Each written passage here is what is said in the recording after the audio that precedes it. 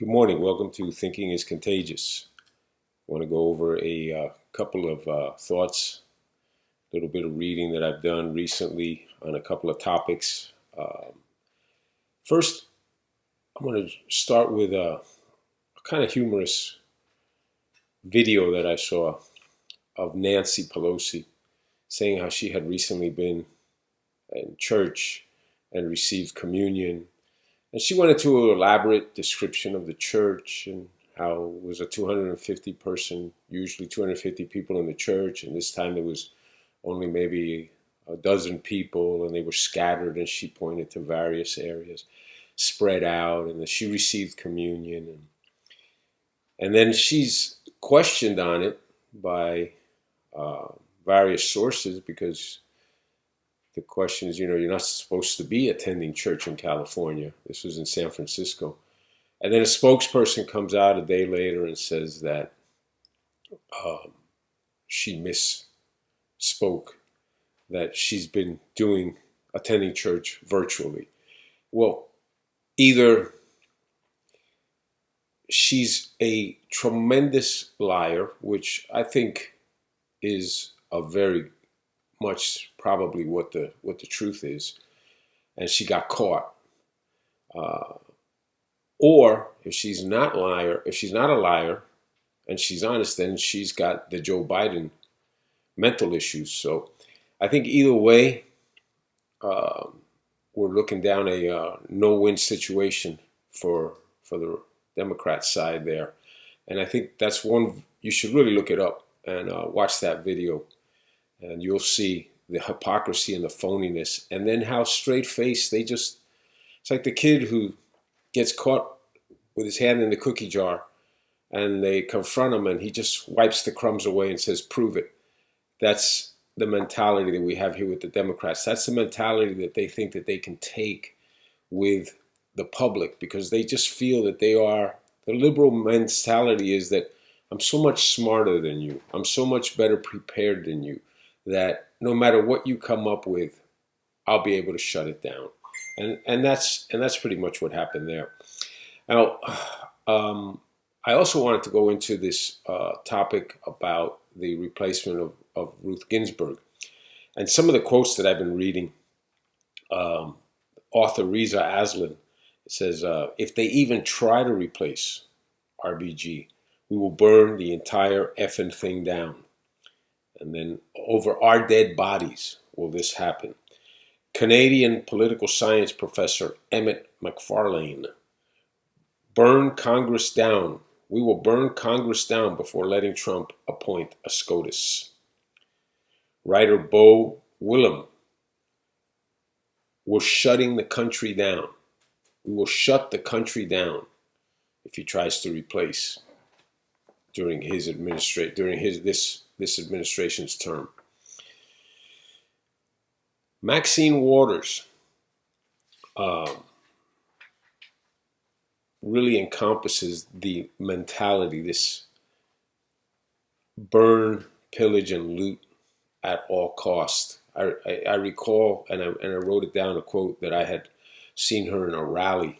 This was a couple of years, I think about 2 years ago, in the middle of Trump's first of this presidency. It says she was telling her people, as far as protesting the Trump supporters, let's show up wherever we have to show up. And if you see anybody from his cabinet in a restaurant, a department store, a gas station, get out and create a crowd. Push back on them. Tell them that they are not welcome anywhere.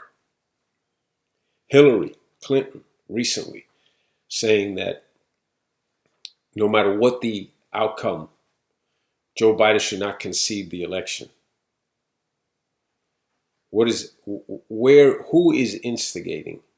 Who is stirring the pot that they then turn around? They'll blame Trump and say it's the Trump people that are doing this. Hillary Clinton's come out and said 2 months before the election, Biden should not concede, which means she knows he's going to lose and means she's supporting anarchy on the streets. That's Hillary Clinton. Okay. Eric Holder, famous quote. I remember, again, this was years back. they were trying to paraphrase off of the Michelle Obama, when they go low, we go high.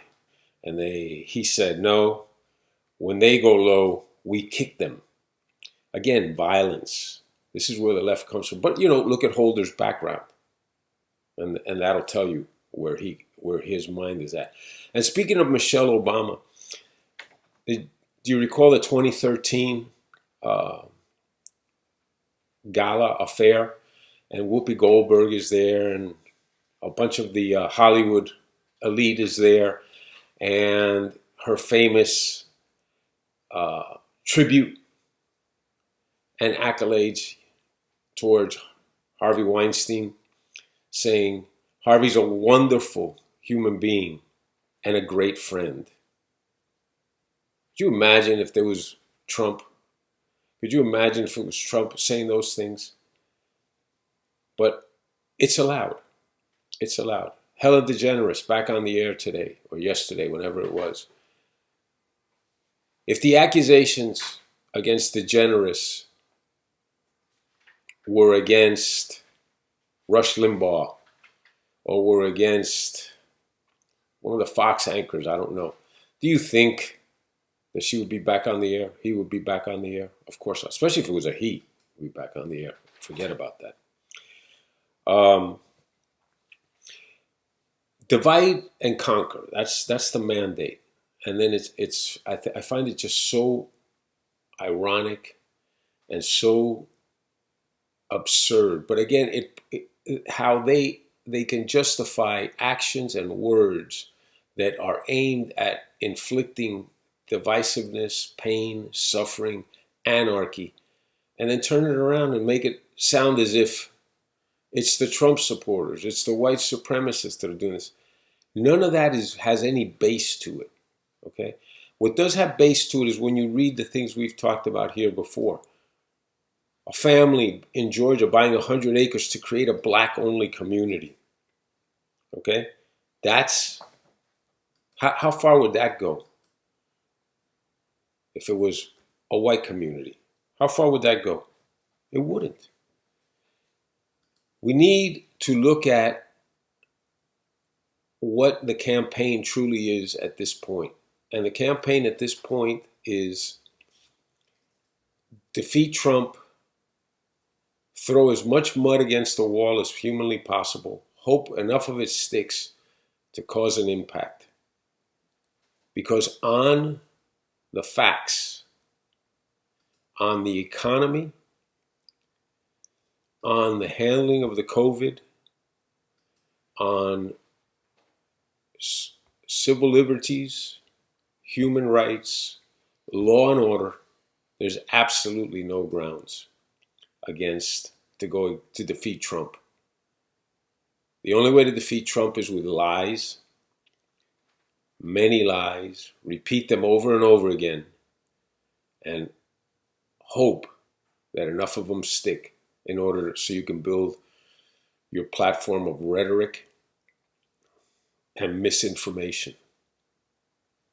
Remember, thinking is contagious, and the liberals are working diligently on a vaccine to prevent its spread.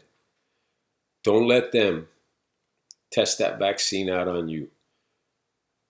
Keep thinking, keep watching, and let's subscribe to the channel, get the viewership up, and spread the word. Thanks, and have a good day.